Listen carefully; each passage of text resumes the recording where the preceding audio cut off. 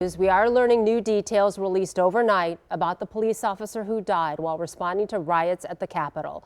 This as authorities now release hours of video and new photos of suspects running through the halls of the U.S. Capitol, lounging in lawmakers' offices, and seizing property. This morning, we do have new information about the pipe bombs as well found on Capitol grounds. Ryan Jenkins, he's in our newsroom. He's been working on tracking all of this new information through the night. Ryan, good morning.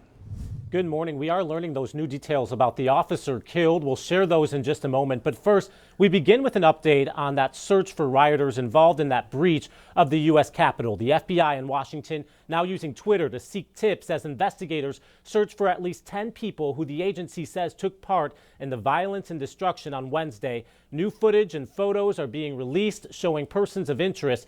This as the district attorney here in eastern Wisconsin says his office will prosecute anyone from our area who broke the law there to the fullest extent of the law. This as a manhunt continues for anyone responsible for this situation. Some new photos shows pipe bombs that were placed both outside the Republican and Democratic National Committee offices Wednesday. This morning, the FBI offering up to $50,000 for information on a suspect or suspects. You can call or text D.C. Police anonymously at the numbers there on your screen. The FBI making a very similar plea, asking for tips or any digital media that shows rioting and violence at the Capitol. They've set up a website exclusively for this. You just enter your information, click submit, that website on your screen there as well. All of this as we learn more information about that U.S. Capitol officer killed, Brian Sicknick.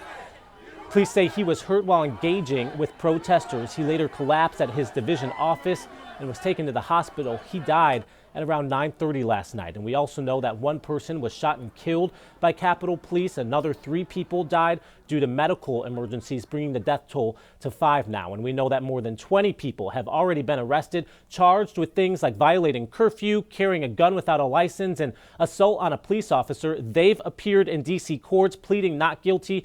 They've now been released from jail. Another 4 people, now the first to face federal charges. Authorities saying they expect that number to grow as this intense investigation continues today. Vince, Susan?